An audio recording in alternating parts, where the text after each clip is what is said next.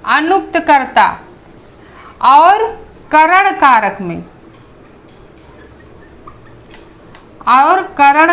में तृतीया विभक्ति होती है।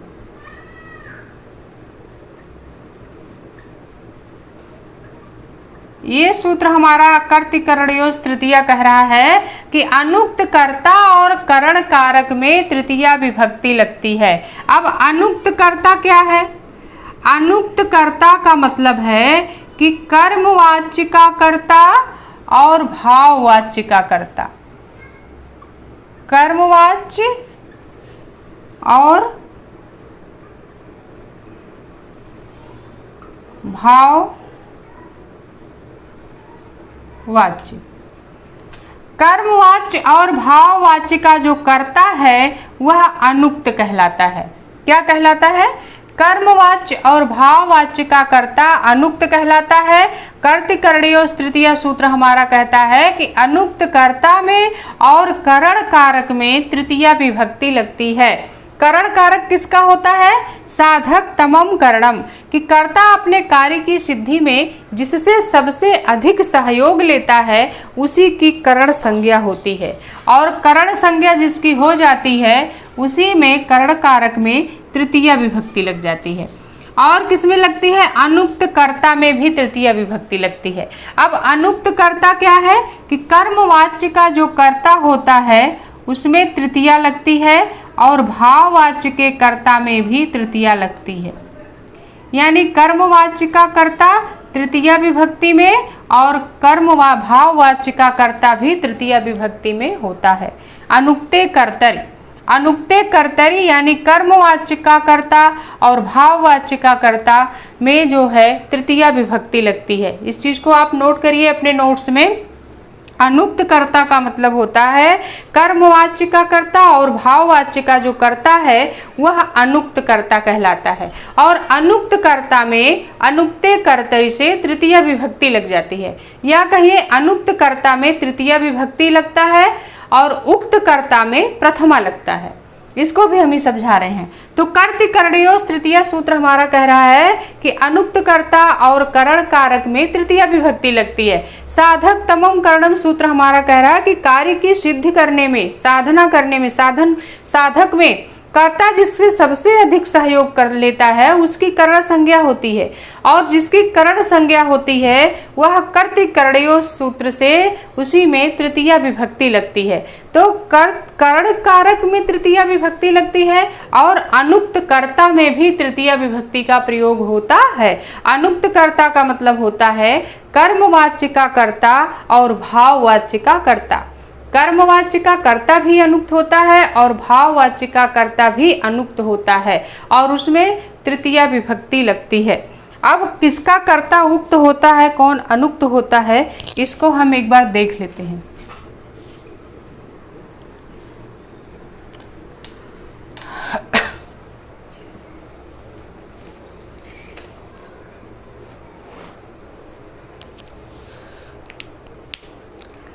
अब उक्त को पहले देखेंगे हम। उक्त कर्ता क्या है? कर्ता दो होता है, एक उक्त और दूसरा होता है अनुक्त। अनुक्त कर्ता को हमने समझा दिया। अनुक्त कर्ता में तृतीया लगती है और अनुक्त कर्ता किसका कर्ता अनुक्त होता है? कर्मवाच्य और भाववाच्य का कर्ता अनुक्त होता है। और उक्त क्या है? कर्तृवाच्य या साधारण वाक्य का, कर्तृवाच्य या इसी को कहते हैं साधारण वाक्य।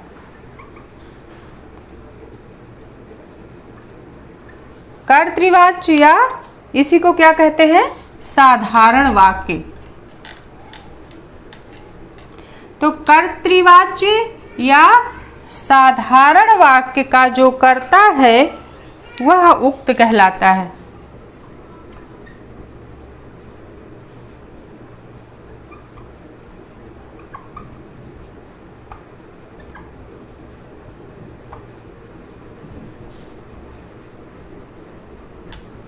कर्तृवाच्य या साधारण वाक्य का कर्ता उक्त कहलाता है और अनुक्त कर्ता तो आप समझ ही रहे हैं, भाववाच्य भाववाच्य या कर्मवाच्य? भाववाच्य या कर्मवाच्य का कर्ता क्या कहलाता है? अनुक्त कहलाता है।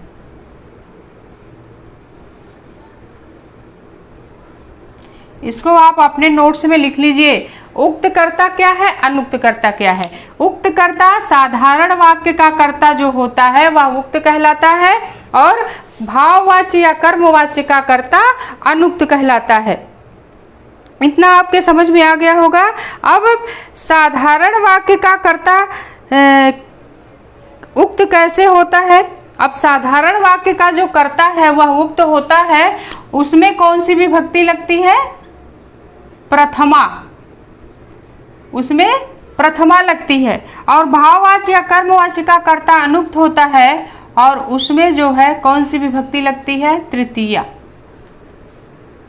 उसमें तृतीया विभक्ति लगती है।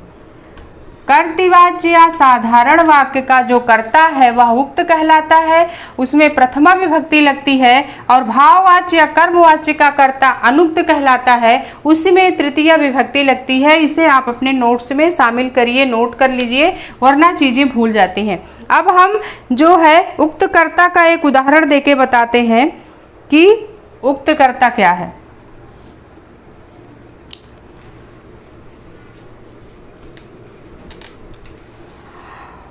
उक्त कर्ता जैसे इसका उदाहरण है रामः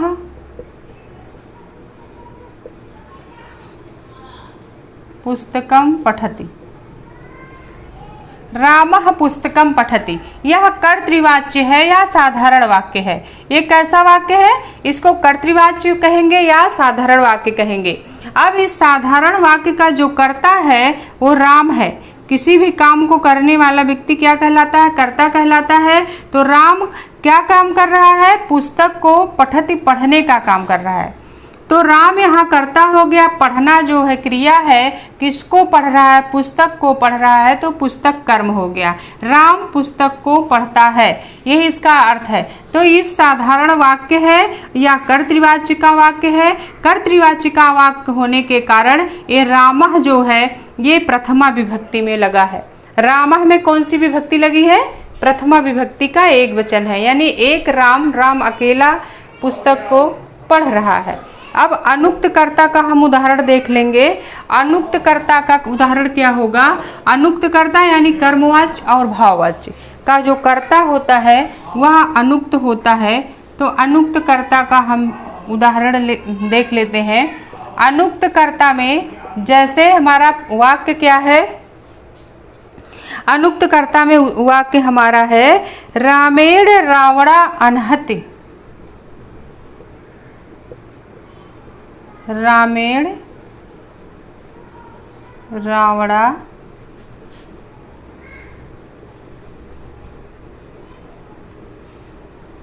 अहनत, या लिखेंगे हतो वा।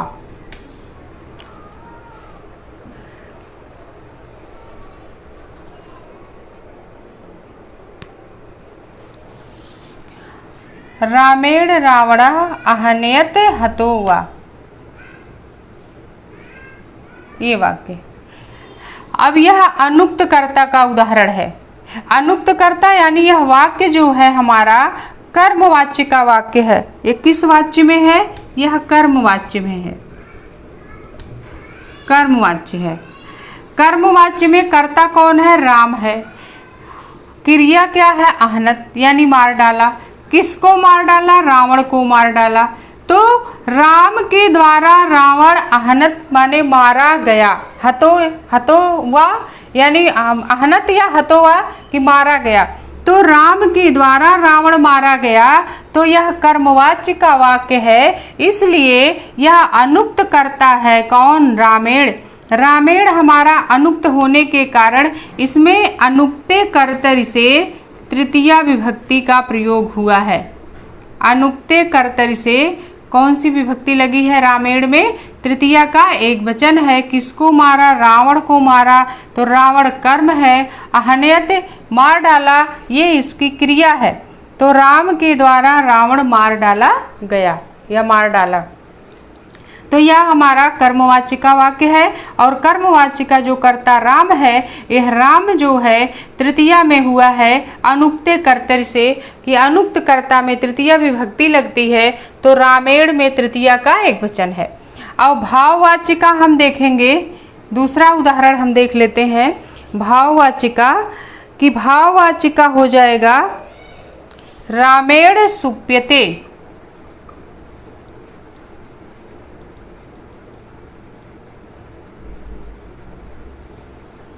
रामेण सुप्यते ये भाववाच्य है। ये क्या है? ये भाववाचिका वाक्य है।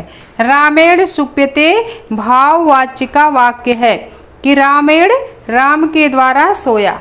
तो भाववाच्य में भाव जो है प्रदर्शित हो रहा है। भाववाच्य का जो कर्म करता है राम, वह तृतीया में अनुक्ते कर्तरी से लगा है, तो रामेण हो गया है। रामेण में तृतीया का एक वचन हो गया है, सुप्यते सोया जा रहा है। तो राम भाववाच्य है। भाववाच्य में कर्म का अभाव होता है, भाववाच्य में कर्म नहीं होता है। जैसे रामेण सुप्यते, राम के द्वारा सोया गया। अब और कर्मवाच्य में कर्म रहता है। जैसे रामेण रावणा अनहत हतोवा, राम के द्वारा मारा गया। कौन मारा गया? तो होगा रावण मारा गया या रावण को मारा। तो रावण यहाँ कर्म है, तो कर्म है रावण। तो रावण को मारा, किसने मारा? राम ने मारा या राम के द्वारा मारा गया। ये कर्मवाचिका वाक्य है। और कर्मवाचिका वाक्य होने के कारण रामेण में अनुक्ते कर्तरी से तृतीया लग गई। और भाववाचिका जो रामेण सुप्यते, इसमें केवल भाव प्रदर्शित हो रहा, कर्म का अभाव है इस वाक्य में। रामेण सुप्यते में भाववाचिका कर्ता भी तृतीया में रखा जाता है। इसीलिए राम जो है, राम में तृतीया का एक वचन अनुक्ते कर्तरी हो गया और रामेण बना। रामः रामम रामेण, रामेण तृतीया का एक वचन है, यानी तृतीया विभक्ति एक वचन रामेण। रामेण सुप्यते ये भाववाचिका वाक्य हो गया। यानी कर्मवाचिका कर्ता और भाववाचिका कर्ता में जो होता है वो अनुक्त होता है और उसमें तृतीया विभक्ति लगती है। लेकिन कर्तृवाच्य को ही साधारण वाक्य कहते हैं। इसको आप नोट करिए, कर्तृवाच्य ही साधारण वाक्य कहलाता है। और कर्तृवाच्य या साधारण वाक्य का जो कर्ता होता है वह उक्त होता है और उसमें प्रथमा विभक्ति लगती है। भाववाच्य या कर्मवाच्य का कर्ता अनुक्त होता है और उसमें तृतीया विभक्ति लगती है अनुक्ते कर्तरी से, यानी अनुक्त कर्ता में तृतीया स्यात्, अनुक्ते कर्तरि तृतीया स्यात्, अनुक्त कर्ता में तृतीया विभक्ति होती है। ये अपने नोट्स में आप लिख लीजिए।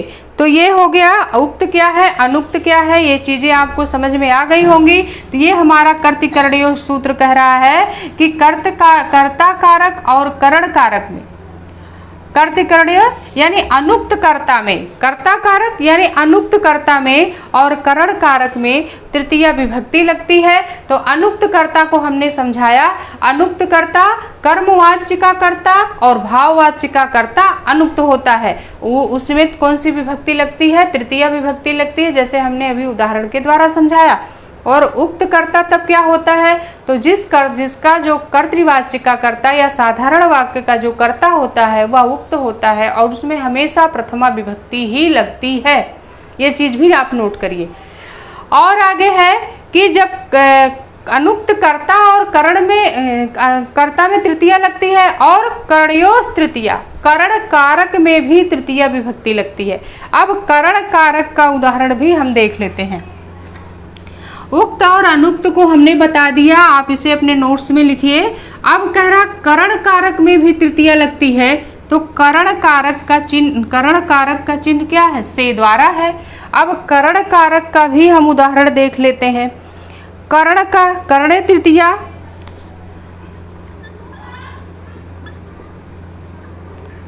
करणे तृतीया या करण कारक।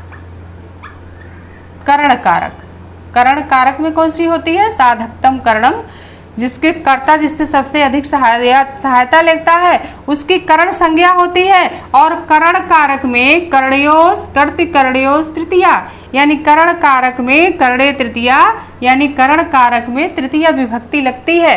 जैसे जैसे हम उदाहरण के द्वारा समझेंगे। उदाहरण कैसे, करण कारक का चिन्ह, करण कारक का उदाहरण हम देख लेते हैं। रामः जलेन मुखम प्रक्षालेत। हमारा वाक्य है रामः जलेन मुखम प्रक्षालयति, ये हमारा वाक्य है। ये करणे तृतीया यानी करण कारक का वाक्य है। अब इसमें पहले हम देखेंगे कर्ता।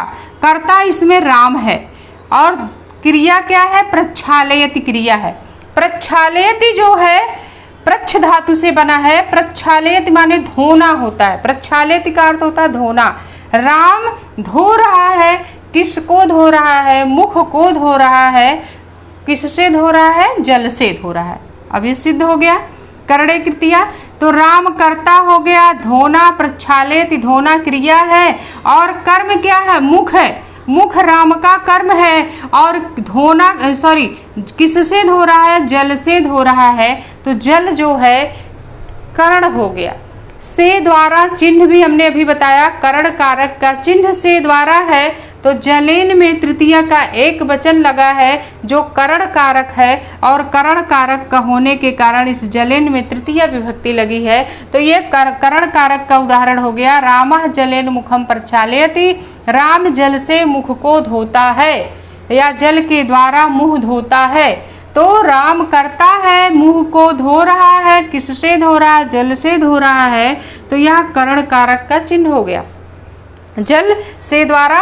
और राम अपने मुख को जल से धो रहा है तो जल में करण कारक हुआ और करण होने के कारण इसी में तृतीया लग गई। रामः जलेन मुखम प्रक्षालयति। और दूसरा वाक्य दिया हुआ है रामः रावणम बाणेन हतवान। एक उदाहरण और दिया है रामः रावणम बाणेन हतवान। अब राम रावण को बाणों से मारा। राम ने किससे मारा, रावण को मारा, लेकिन किससे मारा, बाण से मारा। हतवान क्रिया है, राम कर्ता हो गया। राम जो है किसको मारा, रावण को मारा, रावण कर्म है और किसके द्वारा मारा, बाण के द्वारा मारा। तो बाण करण हो गया। और ये सूत्र हमारा साधकतम करणम क्या कर रहा है कि कर्ता को कार्य के सिद्ध करने में जिससे सबसे ज्यादा सहयोग लेता है उसी की करण संज्ञा होती है। तो पहले वाक्य में राम अपने काम को सिद्ध करने में सबसे ज्यादा सहयोग जल से ले रहा है, यानी राम मुख को धो रहा है, लेकिन मुख धोने में सबसे ज्यादा सहायता वह पानी से कर रहा है। इसीलिए जलेन में करण कारक हो गया और उसमें तृतीया विभक्ति हो गई करणे तृतीया से। दूसरा वाक्य है रामः रावणम बाणेन हतवान। राम ने रावण को बाणों से मारा। तो राम हो गए कर्ता, हतवान क्रिया है, किसको मारा, तो रावण को मारा। तो रावण हमारा कर्म हो गया है और बाण के द्वारा मारा। तो बाण से सहायता लिया राम ने रावण को मारने में सबसे ज्यादा सहायता किससे लिया, बाण से लिया। बाण से ही उन्होंने रावण का वध किया। तो रावण का वध करने में सबसे ज्यादा सहयोग राम का जो है बाण कर रहा है। इसलिए साधकतम करणम से बाणेन की कर्ण संज्ञा हुई और करणे तृतीया से करण कारक में तृतीया विभक्ति का प्रयोग होता है। इसीलिए बाणेन में तृतीया विभक्ति हो गया, तृतीया का एक वचन। यानी राम ने रावण को बाणों से मारा। तो राम सबसे ज्यादा सहायता रावण को मारने में अपने बाणों से ले रहे हैं। इसलिए बाणेन की साधकतम करणम से कर्ण संज्ञा हुई और करणे तृतीया से करण कारक में तृतीया विभक्ति होता है। तो बाणेन में तृतीया का एक वचन हो गया। इसी तरह से राम मुख धोने में सबसे ज्यादा सहयोग जल से ले रहे हैं। साधकतम करणम से कार्य की सिद्धि में सबसे ज्यादा सहायता जल कर रहा, तो जल की करण संज्ञा हुई और करणे तृतीया से करण कारक में तृतीया होती है। तो इसीलिए जलेन हो गया, जल में तृतीया लग गई तो जलेन हो गया और बाणेन में भी तृतीया लग के बाणेन हो गया। तो ये आज का हमारा रहा क्लास। अब आगे का जो सूत्र है साथियों हम फिर अगले वीडियो में अध्ययन करेंगे। आज के लिए इतना ही। नमो नमः साथियों, नमः संस्कृताय।